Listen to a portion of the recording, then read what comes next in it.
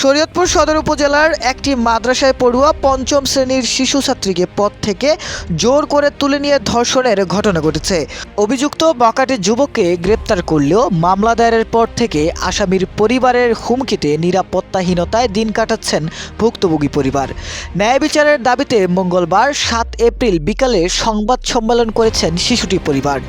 মামলা ও স্থানীয় সূত্রে জানা যায়, গত 4 এপ্রিল বিকেলে মাদ্রাসা থেকে বাড়ি ফেরার পথে উপজেলার শাহনাজ মোল্লার ছেলে শাওন মোল্লা শিশুটিকে গলা চেপে জোর করে তার বাড়িতে নিয়ে যায়। সেখানে ইচ্ছার বিরুদ্ধে জোরপূর্বক শিশুটিকে ধর্ষণ করে শাওন। শিশুটি কান্নাকাটি করলে আসামি তাকে বাড়িতে গিয়ে কাউকে কিছু না বলার জন্য ভয় দেখায় এবং হুমকি দেয়। কান্নারত অবস্থায় বাড়ি ফিরে শিশুটি তার মাকে পুরো ঘটনা খুলে বলে। পরে শিশুটি অসুস্থ হয়ে পড়লে তাকে শরীয়তপুর সদর হাসপাতালে ভর্তি করে চিকিৎসা দেওয়া হয়। এ ঘটনায় 5 এপ্রিল শিশুর মা বাদী হয়ে পালং মডেল থানায় মামলা দায়ের করেন। পুলিশ অভিযুক্ত শাওন মোল্লাকে গ্রেপ্তার করেছে। তবে মামলা দায়েরের পর থেকেই আসামির পরিবারের লোকজন ভুক্তভোগী পরিবারকে নানাভাবে হুমকি দামকি দিচ্ছে বলে অভিযোগ উঠেছে।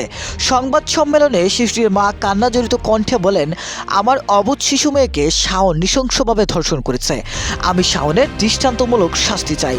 এমন শাস্তি হোক যাতে এই দেশে আর কোনো শিশু এ ধরনের পাশবিক নির্যাতনের শিকার না হয়।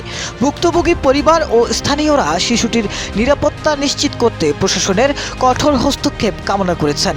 পালং মডেল থানার ভারপ্রাপ্ত কর্মকর্তা জানিয়েছেন, মামলাটি তদন্তাধীন রয়েছে এবং আইন অনুযায়ী যথাযথ ব্যবস্থা গ্রহণ করা হবে।